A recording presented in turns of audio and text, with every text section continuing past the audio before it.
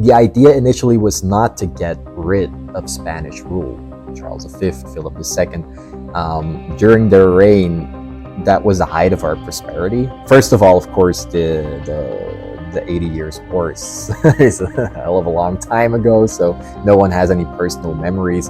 Luxembourg stayed loyal to the crown throughout the conflict. Antwerp at that point was one of the largest cities north of the Alps. It was really the economic and intellectual heart of the Low Countries. And it would be like, for example, if today someone were to sack New York, like the Duke of Alva, who of course...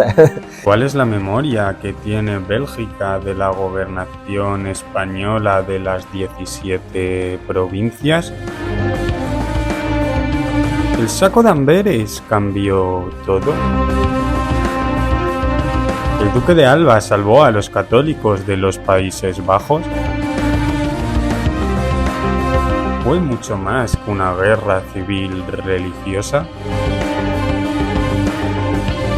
¿Qué importancia tuvieron las monedas en aquella época?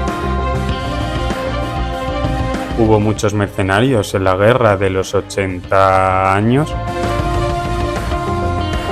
Hoy nos adentramos en las entrañas de la Biblioteca Real de Bruselas para conocer al historiador belga Nick van der Peg.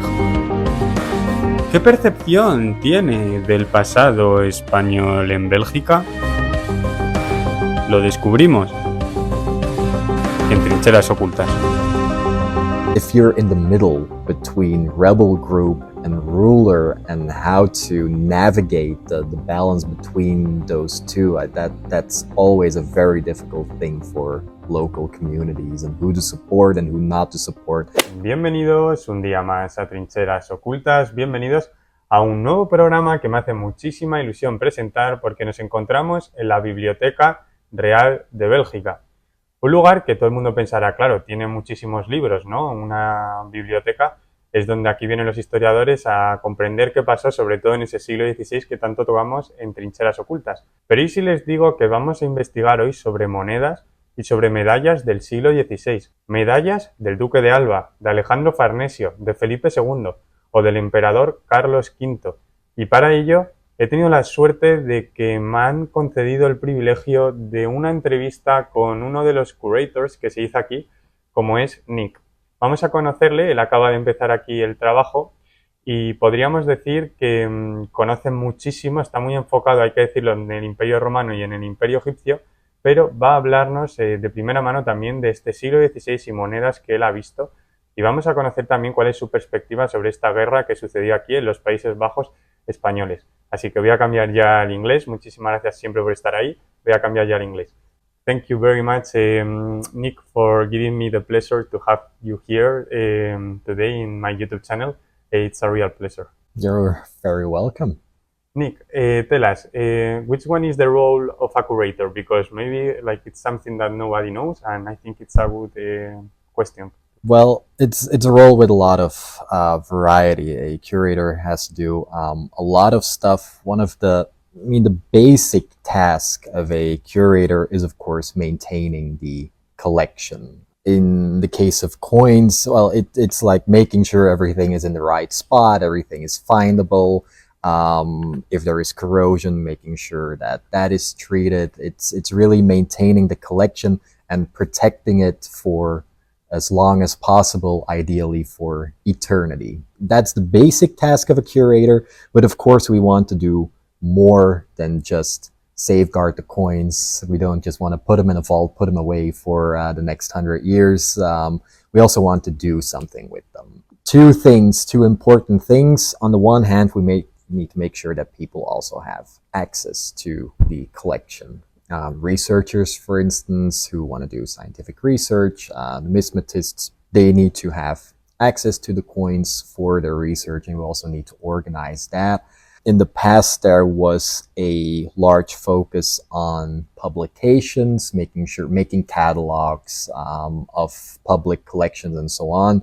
Today, the focus among many public institutions is making sure that we have online databases of the material that we have. Another aspect is also really doing something with the collection for the general public. This can consist of, let's say, we have a museum here in the library that will hopefully open again next year. And of course, some of our coins will also be in the museum. Together with all the different collections in the library, we will work together on this museum. So, for example, a museum is an ideal way of reaching the general public with your material. And the good thing about coins, in contrast to some other types of material, coins in general, especially ancient coins, are usually they're not fragile. You can take them in hand without damaging the coin, and that's a really big advantage of this material to create that link between the present and the past. So basically, it's a combination of those three: making sure that the collection is safe and well maintained, making sure that people have access to the collection for scientific research, and also communicating about the collection to the general public. Why it's so important, a coin, to understand what happened in the past? Because if you look at coins and the way they are created, they are at a crossroads between so many different things in society. They are, of course, an expression of political power. Usually it's political entities who produce coins and put an image representing themselves on that coin. And that image can really tell us a lot if you look at, even if you look at a euro coin today, if you really look at it, it also tells us a lot about the European Union. There's, for example, there's a map of Europe on it that, for example, in 500 years or in 2000 years, if an archaeologist finds a euro coin, he can discover something about the script and the languages we use, can discover something about our conceptualization of what is Europe, our conceptualization of geography. He can see the political union on that coin. If he compares it with other coins, he can see that different countries within the EU struck coins with different motives on them. He can date the coins accurately because there's a date on it. If he finds the coins in, say, a ruin, he can date that ruin because there's a date on the coins. There is so much you can do. Even today, our euro coins, which are, I mean, if you look at ancient coins or even medieval coins, they have a really big variety of designs. Our euro coins are a little bit more limited in that. But even our euros can tell us so much. And then when you look at these coins from the past, which have a very vivid imagery, which can tell us so much about culture, about religion too, because there are a lot of times there's religious images on them as well. I think that's what makes them such fascinating objects to study the past. You were mentioning the political power, one of the reasons, no, for these coins. For example, in the 16th century, which one was the role of this type of coins? Like, you can explain to us a bit, like which one was the role of the coin in that century? Well, the coins almost always, of course, primarily have an economic role. I mean, that's always the basic role of coinage. You want facilitating exchange, basically. But apart from that, if you look at coins in the 16th century, ruler portraits, which get really this depiction of the ruler really develops in the 16th century. It starts, of course, previously in medieval times, rulers had also been depicted on coins, but connected to medallic art, which also develops very heavily in the 15th century. You also see this development of the numismatic portrait of the ruler starting in the 15th century and really blossoming in the 16th century. And that, of course, is also really an expression of power, really showing the ruler as a ruler. Usually these rulers add a whole list of titles that they have, which of course also showcases their power, especially in the case of the Habsburg monarchs. You know, that list of titles can get really long, and then that of course is also really impressive. The coins are also visually impressive because especially from the 16th century onwards, when you start to have very large and heavy silver coins, sometimes the rulers would also strike multiples of these coins. So heavier examples, so to say. And these are also, if you have them in hand, their weight in itself is really impressive. They're really impressive metal documents, so to say, of this royal power. What you also see, and that's interesting in Italy, someone like Charles V also uses iconography based on Roman coins in his coinage there, which is also really interesting. Really, as emperor, really looking back to this imperial past, so to speak, to underline his own legitimacy and his own power, of course. Um, so, for example, what we have here when we're talking about the 80 Years' War, these coins were struck in Ghent when they were also part of the revolt against Habsburg rule. And what these societies did that were revolting, sometimes they struck coins still in the name of Philip II, but these coins are really, these omit the royal name altogether, and these were really struck in the name just of the local community. That was not self-evident because coin production was a royal prerogative, and normally you had to have the sovereign's name on your coins, and if you didn't, it really was an act of rebellion to strike coins without the sovereign's name. And also, if you look at the coins themselves, the iconography is actually, it's a little bit archaic. At this point, we're in the 80s of the 16th century, and this kind of coin iconography is more something of the 15th century. So they're also kind of grasping back towards the past, so to speak, and referring to their own past, and also in a way saying things were better than when the ruler still respected our traditions and so on. So that's also how coins really get bound up with the political troubles of this time.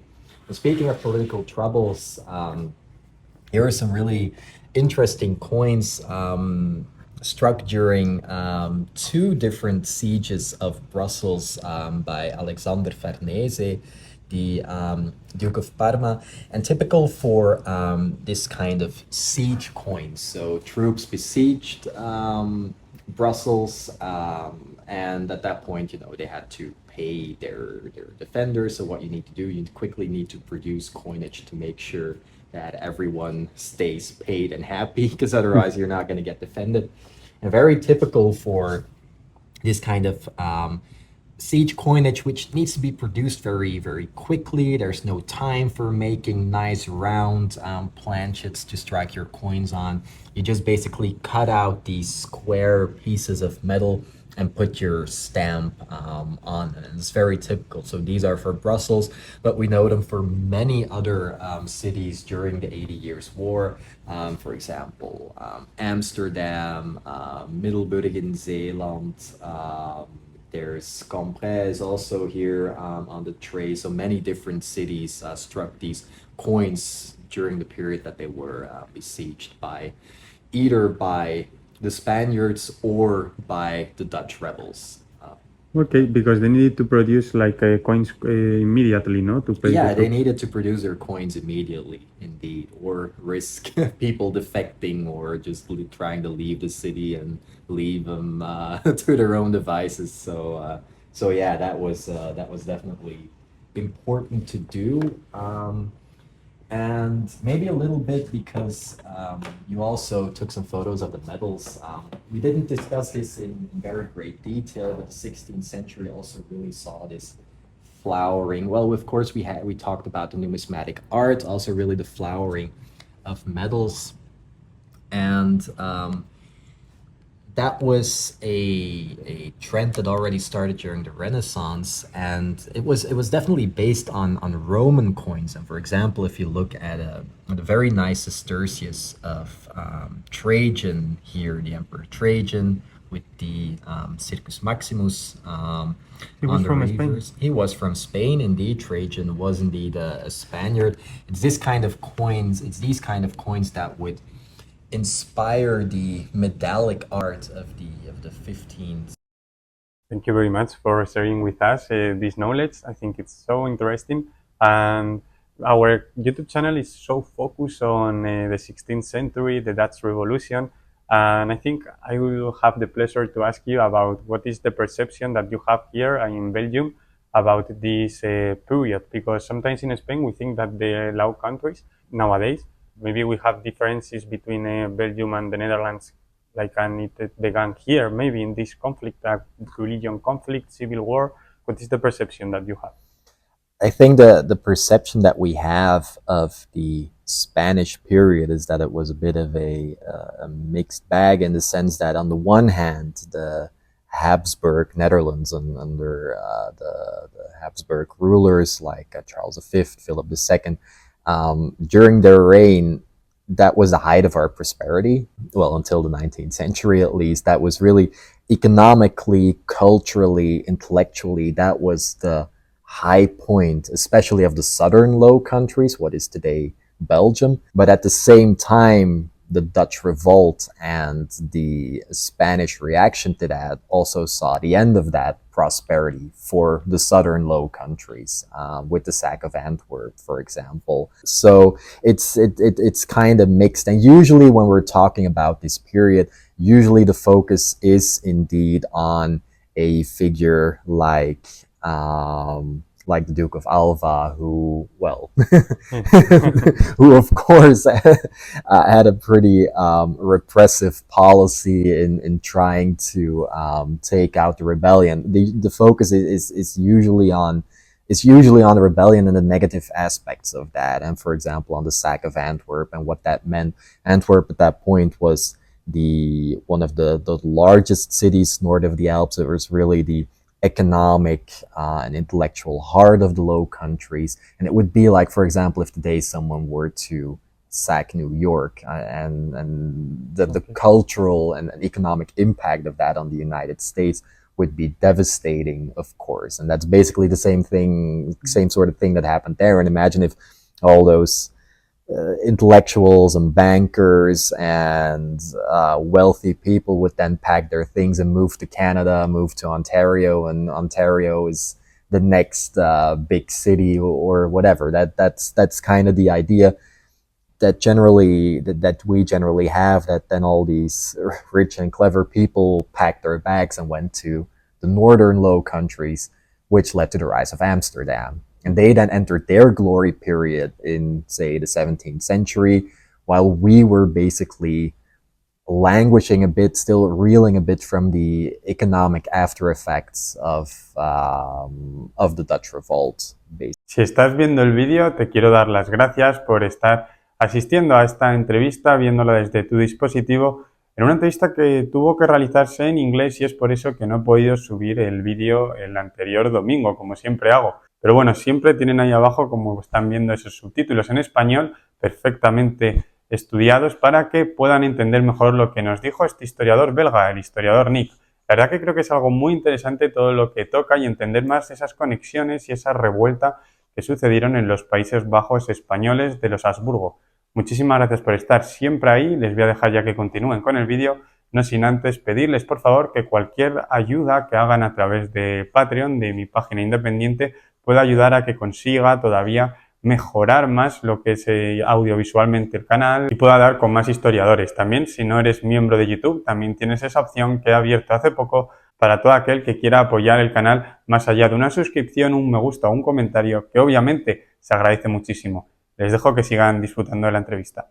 Can I ask you something? Do you think in the Belgian history you are forgetting the Belgians that they decided to be part of the Catholic Empire, we can say, of the Habsburgs? I mean, because as it was, I don't know if you think it was a civil war between Catholics and Protestants, and it was like more recent. The situation was, of course, very complex, and I think it's not entirely accurate to see the Dutch revolt as just South versus North. In fact, the revolt, tracing the real start of the revolt is difficult, but with the iconoclastic, so at one point the Protestants in the Low Countries attacked churches because they wanted to take down the craven images that were there. So, and that probably, I mean, that was one of the steps that kicked off the revolt. And that iconoclastic movement was also very strong in the southern Low Countries. It's definitely not the case that it wasn't just south versus north. And also after the sack of Antwerp, basically a whole part of the southern Low Countries also said, okay, now we're joining the revolt because the situation with the Spaniards is no longer tenable. And you see, and of course, this revolt went in different stages, and also the objectives of the rebels changed throughout time. Initially, of course, it was motivated probably by a desire for religious freedom, or at least not for, or at least against religious repression as was occurring at the time. And also, it was a reaction against the centralization politics of the Habsburg monarchs. This was nothing new. The Burgundians, before the Habsburgs, had tried to do the same thing, and it also met with revolt sometimes from cities like Ghent. If you look at the history of Ghent during the Middle Ages and continuing into the Habsburg period, I mean, those guys revolt like probably every 50 years or something. So there is a strong history in the Low Countries in general of revolt against the ruler, so to speak. The idea initially was not to get rid of Spanish rule. The idea of the revolts initially was not to get Philip II to get him out. The idea was just we need another policy for the Low Countries, and he needs to respect our the traditions as they are here, and the traditions that we have had for hundreds of years in their mind. Whether that's true or not is a different case, but it's really, at first, it's really a call for respect. And of course, as a situation develops, things get more desperate. And especially after the sack of Antwerp, then a lot of communities start to think, can we really continue under the Habsburgs or not? And then the idea comes, maybe we should just become independent, really independent. So you think it was the main point, the sack of Antwerp? I think that was definitely, I think that was one of the catalysts for a broad general revolt against Habsburg rule, because at that point a lot of communities also in the southern Low Countries lost their belief in the idea that everything will be okay. It really shocked them. I mean, I would compare it to a sack of New York. If tomorrow New York was sacked, I mean, the cultural and economic impact of that would be absolutely huge. So yeah, I think that was definitely a very important event that catalyzed further revolts. Yeah, absolutely. Because, for example, there were 17 provinces, and it's interesting that maybe we sometimes generalize about the conflict, but maybe in Luxembourg was different, the perspective that they have. Yeah. And for example, Flanders, I don't know, like Yeah. different. Well, for Flanders maybe the same, but Yeah. you know, like Holland. Yeah, Luxembourg stayed loyal to the crown throughout the conflict. They stayed loyal. But indeed, when we think of the Low Countries, and especially of the Habsburg Netherlands, it wasn't one unified domain. That's what the Habsburgs wanted, of course. They wanted to make one unified Country. realm out of it. But in reality, you're dealing with a lot of different small states with different histories, with different backgrounds, different languages, different cultures, different religion too. Depending, in some places, Protestantism at that point was stronger than in others. Within those territories, you also have these big and powerful cities like Ghent, like Antwerp, which are kind of a microcosm on their own. So it's not one not one unified territory. And of course, the reactions to the revolt were also initially very, very different until, as we said previously, the sack of Antwerp really kind of brought all these people together to the table. But also after that, the revolt stayed a little bit disorganized, because they agreed on one thing. Okay, we want to get rid of the mercenaries that the Spaniards send here and that are plundering all across the place. But also within this resistance movement or within this rebellion, of course, you had Catholics versus Protestants, and There were a lot of reasons, no? But the point is, as I read from historians, they say that it was the sack, but they weren't like most of them Spaniards. They were like, because the army that we had here, or the Habsburg had here, they were like a lot of different nationalities. they're mercenaries, yeah. And mercenaries. They're mercenaries And- from all over the place. Yeah. And I think it was the problem that they were the mercenaries, maybe German mercenaries, Swiss mercenaries, that they did this sack, maybe with with the approval of the Spaniards, but most of them they were from other countries, different countries. But like it's something that for me it's like interesting, like to see that okay, maybe it was like most of them they were Germans, but the concept that Belgium has is like they were Spaniards. It was a Spanish person who did that, and but Yeah, that's indeed, or not necessarily. I mean, I think the general idea is that maybe these mercenaries came from different parts, but it's because the Spaniards didn't pay them that they started plundering the place. So it's sort of a problem with the management of the Habsburg Empire at that point, and especially in the Low Countries where they don't have enough money to pay their troops, and their troops start plundering a lot of places. And I guess that's yeah, and I can imagine for the people also at that time that was very frustrating, of course, because even if you were loyal to the ruler, but if then his troops who didn't get paid come over and come plunder your village or the city where you live, I mean, yeah. no, I understand. Yeah. For example, that's true. In Mechelen, it happened, no? Sack of Mechelen, but it happened like the Spanish troops, the tercios. It's the name, the tercios.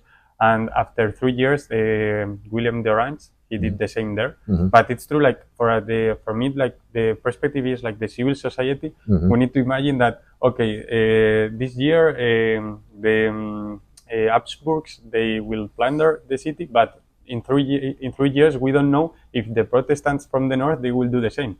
So it was like they didn't know what to Exactly. choose, no? Yeah, and that's, of course, I think that's a constant in civil war across history, the uncertainty of what will happen, and of course the difficulty of a civil war is also dealing with actions if you're in the middle between rebel group and ruler, and how to navigate the balance between those two. That's always a very difficult thing for local communities, and who to support and who not to support, and what support will mean for your community in the future. That For the life of your family. For the life of your family, for instance. Yeah, absolutely. Very interesting point of view. And only last 2 questions. I don't want to steal you all the time. For example, you were telling me about the beginning of the conflict. You thought that it was the beginning between the Netherlands and Belgium, like in that period, or we can go back and back to of course, conflict is a big word. I mean, of course, yeah, the the Dutch Revolt or the 80 Years War. Of course, that's a conflict between North and South, but it's more a conflict between the Habsburg monarchs and a rebellious province of their empire, so to speak. Apart from that, there hasn't been since then. There hasn't been a lot of direct conflict, of course, between the southern Low Countries and the northern Low Countries. Of course, there was a very short period where we were joined as one country after the fall of Napoleon.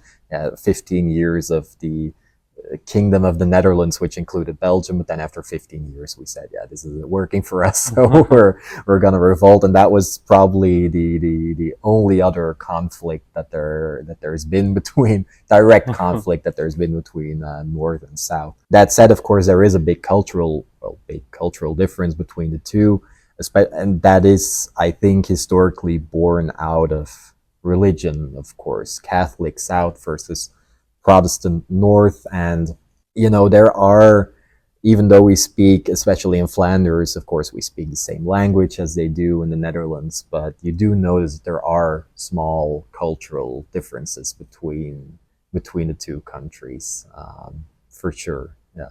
I will ask you like question that maybe you don't want to reply, but I would love to know your opinion about in your history, in your perception, which one have you have like it was like the worst country or the enemy? We can we can think it was Spain, or we think before about France, Germany with the Nazis, or I think it's definitely Germany.